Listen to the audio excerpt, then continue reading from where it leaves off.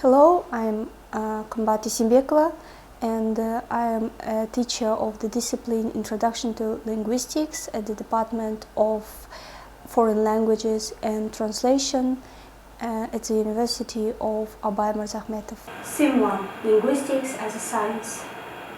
So there we are going to talk about four things: defining linguistics, area of research, language as a social phenomenon, and language functions. Defining linguistics. Linguistics is a scientific study of language. There are broadly three aspects to the study, which include language form, language meaning, and language in context. The earliest known activities in the description of language have been attributed to Panini around 500 BCE with his analysis of Sanskrit in Ashtadhya. Before the 20th century, the term philology, first attempted in the 1716, was commonly used to refer to the science of language, which was then predominantly historical in focus. Since Ferdinand de Saussure's insistence on the importance of synchronic analysis, however, this focus has shifted and the terminology philology is now used for the study of languages, grammar, history, and literary tradition, especially in the United States. Although the term linguists in the sense of a student of language dates from 1641, the term linguist is first attested in 1847. It is now the usual academic term in English for scientific study of language. Language can be understood as an interplay of sound and meaning. This discipline that studies linguistic sound is termed as phonetics, which is concerned with the actual properties of speech sounds and non-speech sounds and how they are produced and perceived. The study of language meaning, on the other hand, is concerned with how languages employ logic and real-world references to convey, process, and assign meaning, as well as to manage and resolve ambiguity.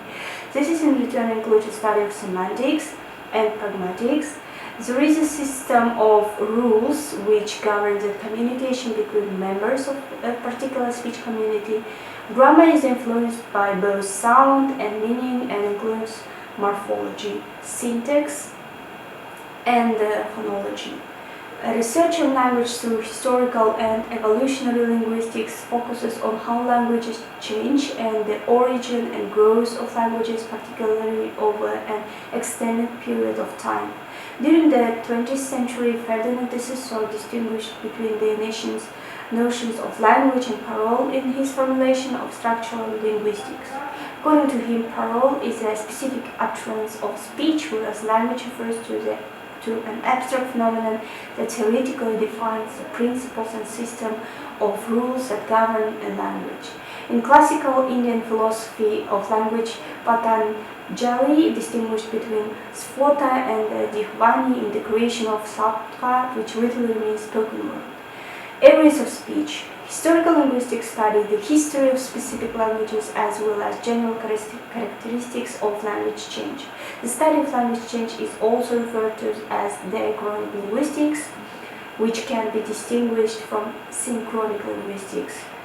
Sociolinguistics is the study of how language is shaped by social factors. This subdiscipline focuses on the synchronic approach of linguistics and looks at how language in general or a set of languages display variation and varieties at a given point in time.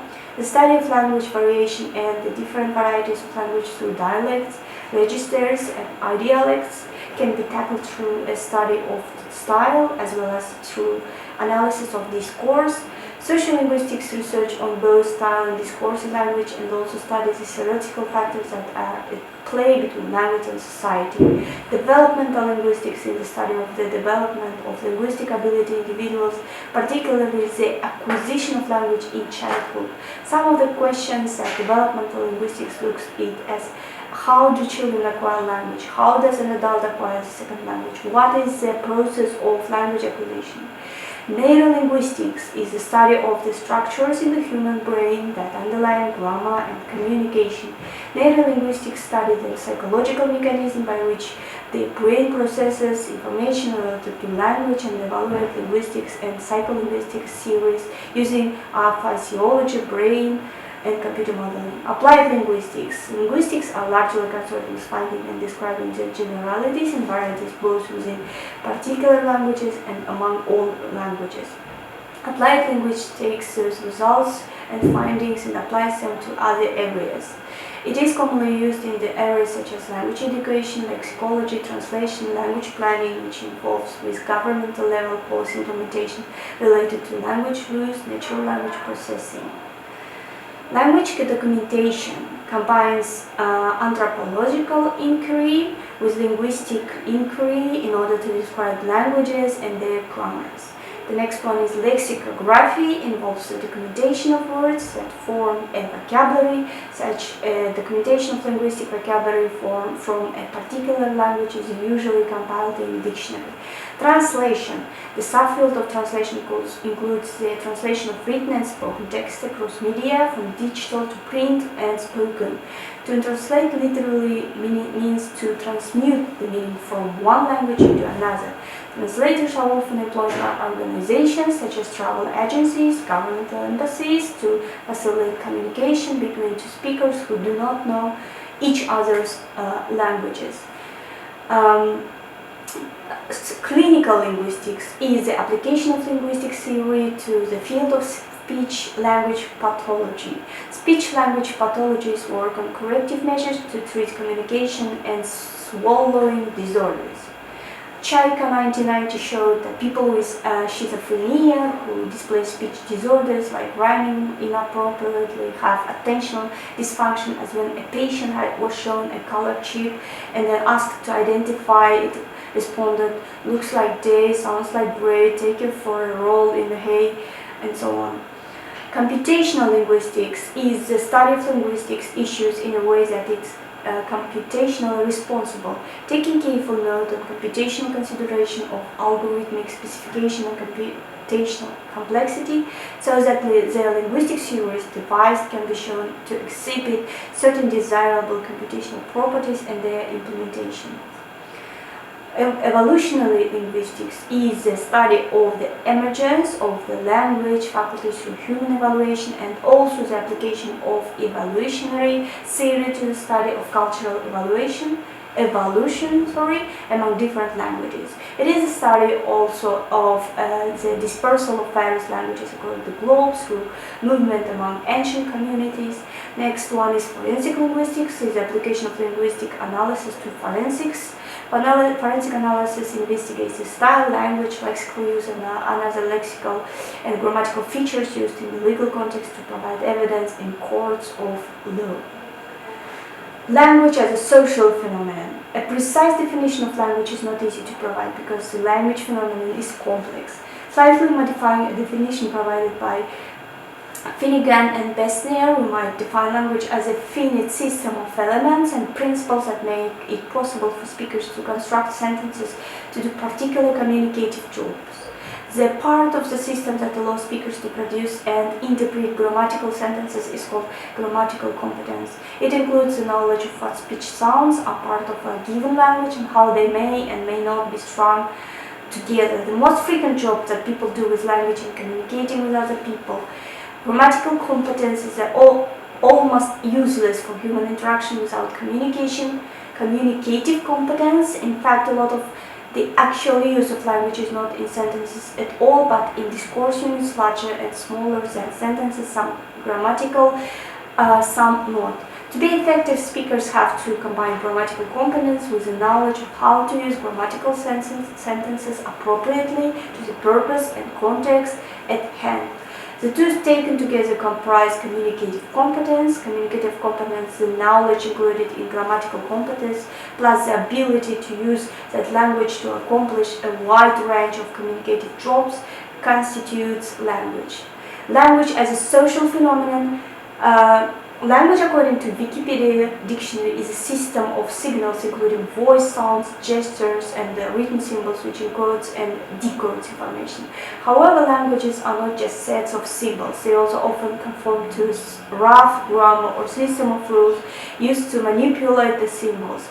Language is constructed by humans who live in communities to express their ways of life. So whatever system of rules and symbols a language possesses are given to it by its speakers.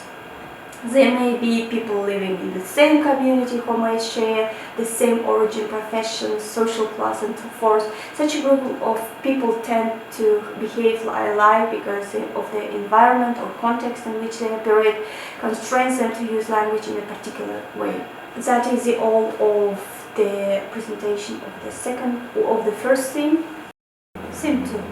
Language and thought, language and speech, linguistic system, the structure of the language. And these are the things that we are going to talk in the second theme. Language and thought. According to David Crystal, language is a system of conventional spoken, manual, and written symbols by means of which human beings, as members of social group and participants and its culture, express themselves. The functions of language include communication, the expression of identity, play, imaginative expression, and emotional release. No one would disagree with the claim that language and thought interact in many significant ways. There is great disagreement, however, about the proposition that each specific language has its own influence on the thought and actions of its speakers. On the one hand, anyone who has learned more than one language is struck by the many ways in which languages differ from one another. But on the other hand, we expect human beings everywhere to have similar ways of experiencing the world. Relativity and determinism. There are two problems to confront in this area: linguistic relativity and linguistic determinism. Relativity is easy to demonstrate. In order to speak any language, you have to pay attention to the meanings that are grammatically marked in that language. For example, in English, it is necessary to mark the verb to indicate the time of occurrence of an event you are speaking about. It's raining, rain, and so forth. For example, also American Indian languages has more than one past tense depending on one's source of knowledge of the event. In Turkish, there are two past tenses, one to report direct experience and the other to report events that you know about only by inference or hearsay. So if you were out in the rain last night, you say it rained last night using the past tense form that indicates that you were a witness to the rain. But if you wake up in the morning and see the wet street in the garden, you are obliged to use the other past tense form in one that indicates you witness it. Language and speech. In linguistics, speech is a system of communication that uses spoken words. Study of speech sounds is the branch of linguistics known as phonetics. The study of sound changes in a language is phonology. Studying language without making judgments, speech, sounds, and duality approaches to speech parallel transmission. Linguistic system. The idea of language as a linguistic system appears in the linguistic theory of Ferdinand de Saussure, first Benjamin Lefouf, Louis Helmsley, and Michael Halliday. The paradigmatic principle, the idea that the process of using language involves choosing from a specificable set of options, was established in semiotics by Saussure, whose concept of value and of sciences terms in a system showed as a paradigmatic organization as the most abstract dimension of meaning. System is used in two related ways in system: functional linguistics. So functional linguistics usage derives from Hensley. In this context, John Lemke describes language as an open dynamic system. There is also the notion of system as used by Firth, where linguistic systems are considered to furnish the background for elements of structure. Halliday argues that, unlike system in the sense in which it was used by Firth, was a conception only found in Firth's linguistic theory. The structure of the language. All languages have underlying structural rules that make meaningful communication possible. Learning objectives is to explain the hierarchy of the building blocks of language. Key points. The five main components of language are phonemes, morphemes, lexemes, syntax, and context, along with grammar, semantics, pragmatics. These components work together to create meaningful communication among individuals. A phoneme is the smallest unit of sound that may cause a change of meaning within a language, but doesn't have meaning by itself. A morpheme is the smallest unit of a word that provides a specific meaning to a string of letters. There are two main types of morpheme: free morphemes and bound morphemes. A lexeme is a set of all inflected forms of a single word. Syntax is a set of rules by which a person constructs full sentences. And context is how everything within language works together to convey a particular meaning. That's the end. Theme 3, the origin of the language. So here we're going to discuss 5 series about the origin of languages.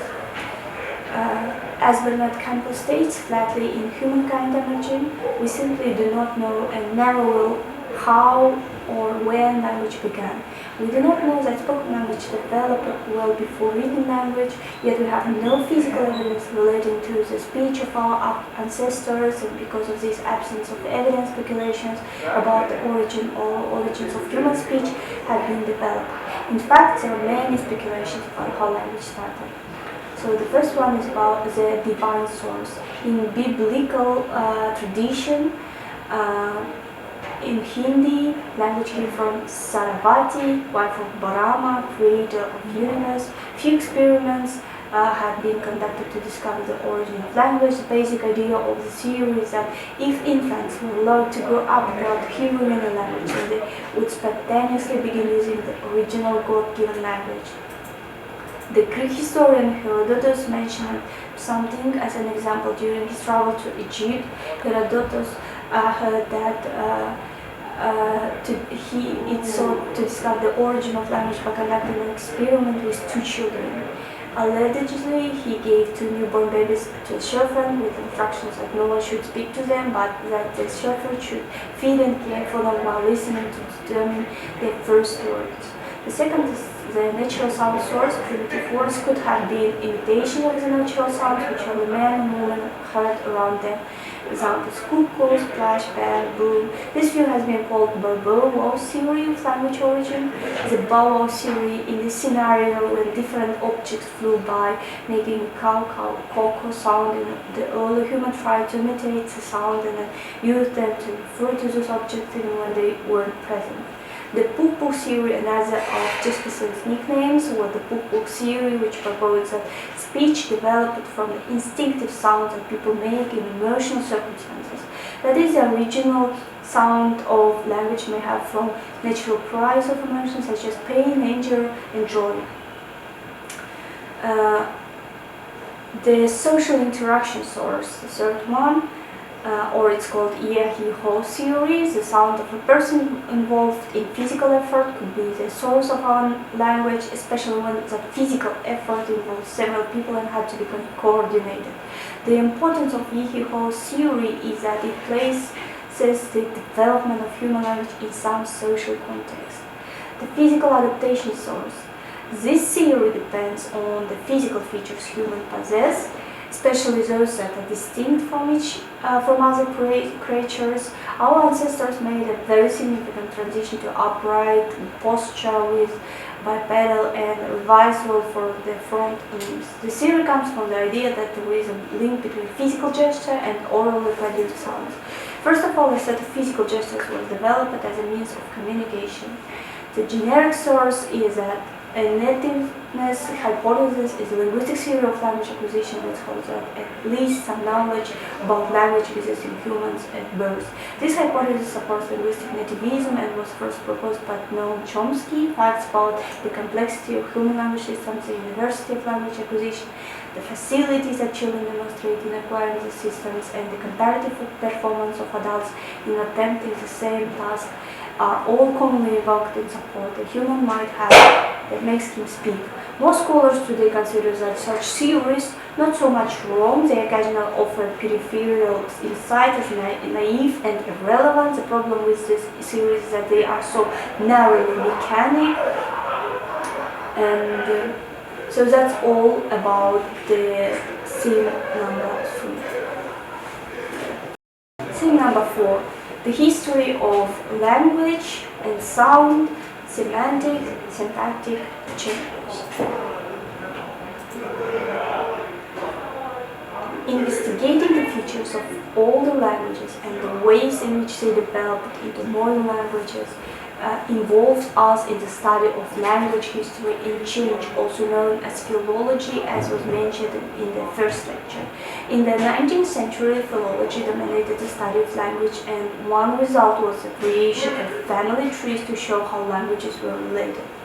Before all of that could happen, however, there had to be the discovery that a variety of languages spoken in different parts of the world were actually members of the same family.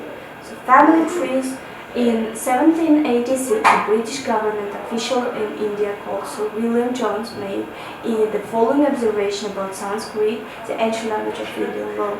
The Sanskrit language, whatever be its ambiguity, is a wonderful structure, more perfect than the Greek, more copious than the Latin, and more exquisitely refined and easier, yet built both of thema, stronger affinity, both of the roots of verbs in the forms of grammar that could possibly have been produced by accident. So Willow went on to suggest in ways that it was quite revolutionary for its time that a number of languages from very difficult geographical areas must have some common ancestor. Family connections. Looking at the Indo-European family tree, you might be puzzled initially by the idea that all languages, diverse languages, are related. After all, two modern languages such as Italian and Hindi would seem to have nothing in common. One way to get a clear picture of how they are related is through looking at records of an old generation like Latin and Sanskrit, from which the modern language evolved. For example, if you use family letters to write out the words for father and brother in Sanskrit, Latin and ancient Greek, some common features become apparent. Cognates. The process we have just used to establish a possible family connection between different two languages involves looking at what are called cognates. Within groups of related languages, we can often find close similarities in particular sets of words.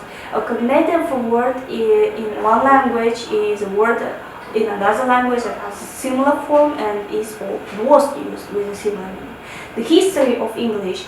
The reconstruction of protoforms is an attempt to determine what the language must have been like before in the written records. However, even when we have written records from an older period of languages in English, there may not be any resemblance to the written form of the language found in today's newspapers.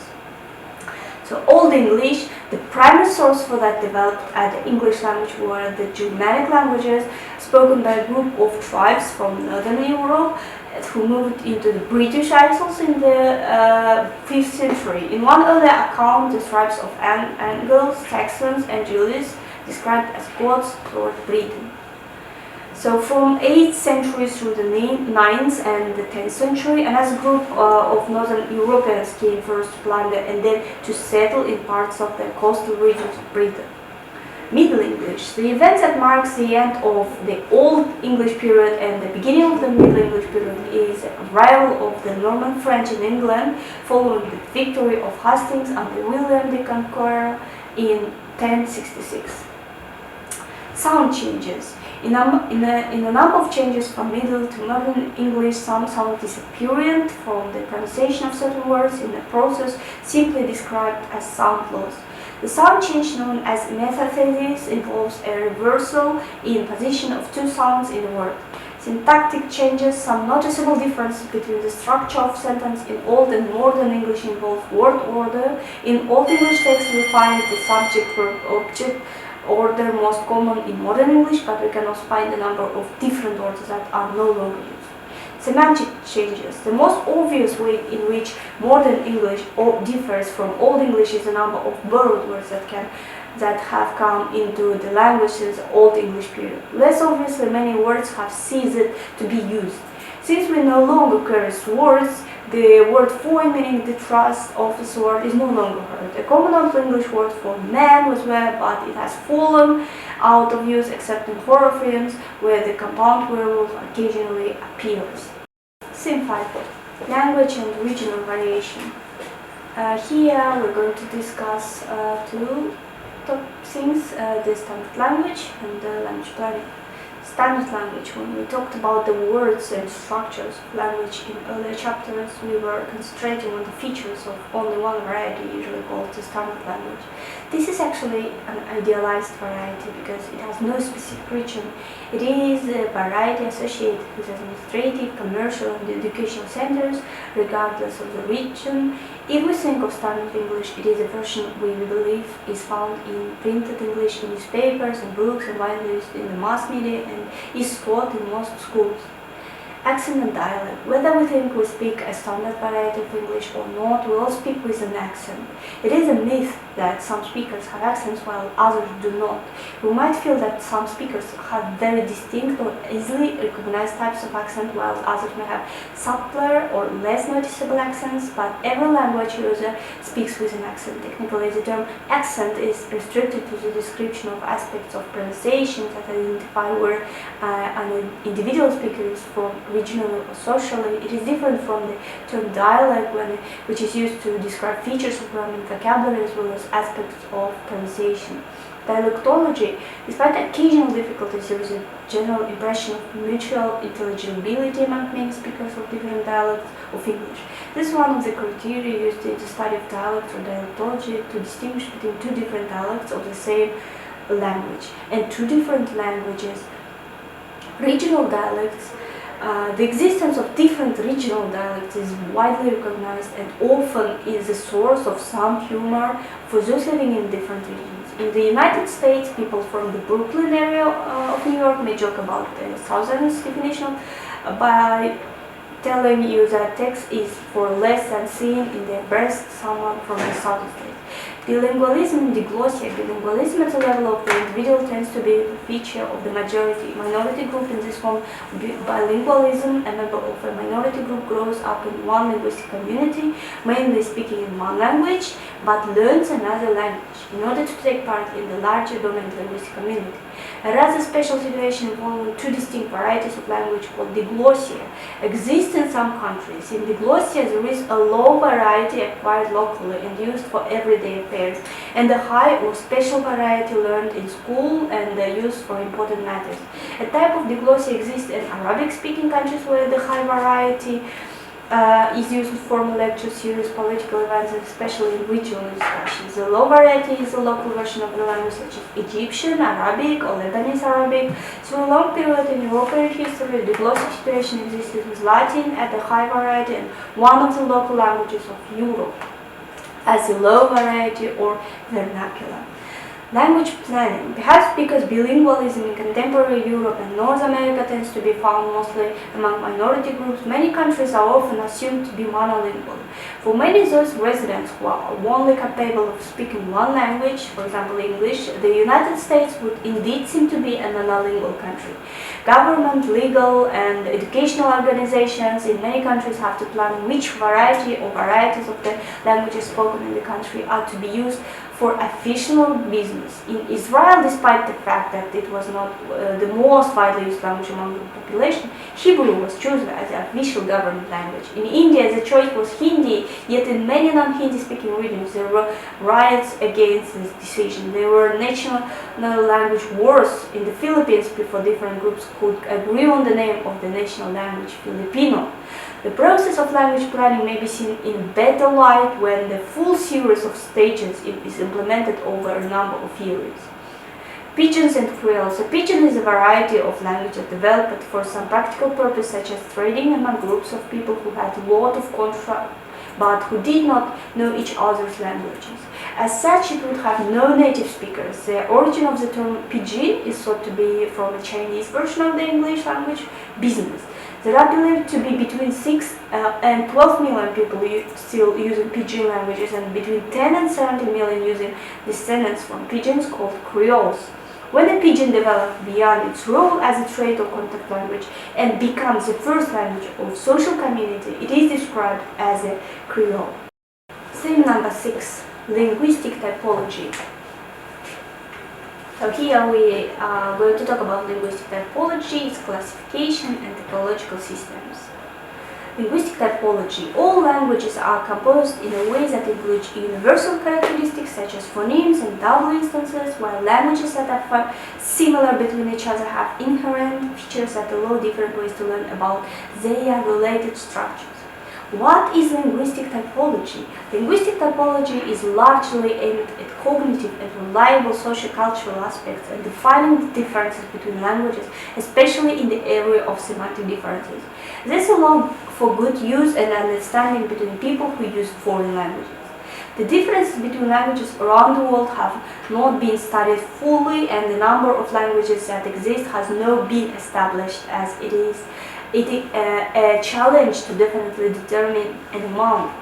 The history of linguistic typology. In writings published in 1989, it was estimated that there are between 5,000 to 7,000 distinct languages. Also, the Linguistic Center in Washington has registered 18,000 languages since 1970. Linguistic typology classifications. To be able to discuss certain linguistic types, we must list the largest language groups in the shortest terms. They are specified according to three criteria: genealogical familiarity, structural familiarity, geographic distribution. According to this criteria, the below are the important language family groups: Indo-European, Sino-Tibetan, Niger-Congo, Afro-Asiatic, Austronesian, Altaic, Japonic, Austro-Asiatic, Thai-Kadai. The most commonly spoken are languages in the Indo-European and Sino-Tibetan language groups. These two groups are used by 67% of the global population. To scientifically classify languages, the following criteria are used. First one is language criteria, historical criteria, geographical criteria, and the last one is socio-political criteria. The classification of languages shows the precise connection between the languages of the world. Applying linguistic typology classification. According to the implementation of these criteria, there are various classifications and different observations of the relations between languages. The three basic classifications for languages of the world are genealogical, typological, areal. Genealogical classification. The purpose of generic classification is to group languages into families according to their degree of diachronic relatedness. For example, within the Indo-European family, such subfamilies as Germanic or Celtic are recognized as subfamilies comprise German, English, Dutch, Swedish, Norwegian, Danish, and others. On the other hand, an Irish, Welsh, Britain, and others on the other. So far, most of the languages of the world have been grouped only tentatively into families, and many of the classificatory schemes that have been proposed will no doubt be radically revised as further progress is made. Typological classification group languages into types according to their structural characteristics. The most famous typological classification is probably that of isolating, aggregating, and fusional. So, roughly speaking, as an isolating language is one in which all the words are morphologically unanalyzable. For example, Chinese language, Vietnamese language are highly isolating. An agglutinating language is one in which the word forms can be segmented into morphs, each of which represents a single grammatical category. An inflecting language is one in which this is no one-to-one correspondence between particular word segments and particular grammatical categories. Areal classification, it involves geographic criteria and covers those languages that are close by and have developed similar characteristics in terms of structure. Under the influence of intense mutual influences, this kind of languages are creating language unions such as Balkan Language Union, encompassing Macedonian, Bulgarian, Serbian, Albanian, for example. Applying linguistic typology for highly quality translations, every translator and language researcher could benefit from having a basic knowledge of language classification and origins, as this would have achieved better results in their work and make it more accessible to a global audience. Typological systems: subject, verb, object, positioning. One set of types reflects the basic order of subject, verb, and direct object in sentences. These labels usually appear abbreviated as SVO and so forth, and may be called typologies of the languages to which they apply. The most commonly attested word orders are SOV and SVO, while the least common orders are those that are object initial, with OVS being the least common with only 4 attested instances. Sim 7. Constructed languages. Here we are going to discuss about constructed languages, planned, constructed, and artificial languages, and make an overview. Constructed languages. A constructed language is a language whose phonology, grammar, and vocabulary, instead of having developed naturally, are consciously devised or invented as a work of fiction. Constructed languages may also be referred to as artificial languages, planned languages, or invented languages, and in some cases, fictional languages. Planned languages are languages that have been purposefully designed. They are the result of deliberate controlling intervention. Those are of a form of language planning. The term planned, constructed, and artificial are used differently in some traditions. For example, few speakers of interlingual consider their language artificial since they assert that it has no invented content. Interlinguals' vocabulary is taken from a small set of natural languages and its grammar is based on the source languages, even including some degree of irregularity. Its proponents prefer to describe its vocabulary and grammar as standardized rather than artificial or constructed. Furthermore, fictional or experimental languages can be considered naturalistic if they model real-world languages. For example, if a naturalistic conlang is derived as posteriori from another language, real or constructed, it should imitate natural processes of phonological, lexical, and grammatical change. In contrast with languages such as interlingua, naturalistic fictional languages are not usually intended for easy learning or communication. Thus, naturalistic fictional languages tend to be more difficult and complex, while interlingua has simpler grammar, syntax, and orthography than its source languages. Naturalistic fictional languages typically mimic behaviors of natural language like irregular verbs or nouns and complicated phonological processes. So, in terms of purpose, most constructed languages can broadly be divided into engineering languages, further subdivided into logical languages, philosophical languages, experimental languages devised for the purpose of experimentation in logic, philosophy, or linguistics. Then auxiliary languages devised for international communication, artistic languages devised to create aesthetic pleasure or humorous effect just for fun, usually secret languages, and mystical languages are classified as art languages or artificial languages.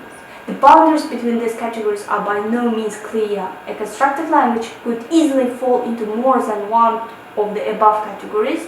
A logical language created for aesthetic reasons would also be classifiable as an artistic language, which might be created by someone with philosophical motives intended for a set conlang to be used as an auxiliary language. There are no rules either inherent in the process of language construction or extremely imposed that would limit a constructed language to fitting only one of the above categories.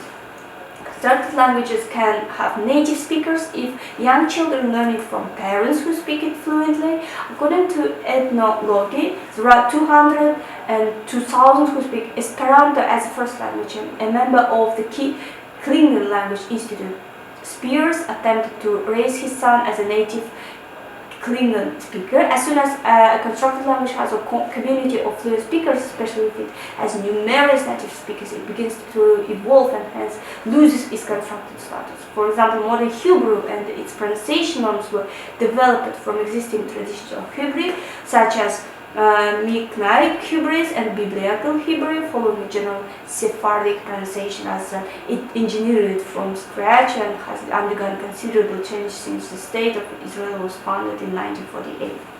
However, linguist Zuckerman argues that modern Hebrew, which is the term Israeli in the Semito-European Hebrew based not only on Hebrew but also on Yiddish and other languages spoken by revivalists. Esperanto as a living spoken language has evolved significantly from the prescriptive blueprint published in 1887, so that modern editions of the Fundamenta Chrestomatio, a 1903 collection of early texts in the language, require many footnotes on the syntactic and lexical differences between early and modern Esperanto. Proponents claim a particular language makes it easier to express and understand concepts in one area and more difficult in others. An example can be taken from the way various programming languages make it easier to write certain kinds of programs and harder to write others. Another reason cited for using a constructed language is a telescope rule, which claims that it takes less time to first learn a simple constructed language and then a natural language than to learn only a natural language. Thus, if someone wants to learn English, some suggest learning basic English first. Constructed languages like Esperanto and Interlingua are in fact often simpler due to the typical lack of irregular verbs and other grammatical quirks. Some studies have found that learning Esperanto helps in learning a non-constructed language later.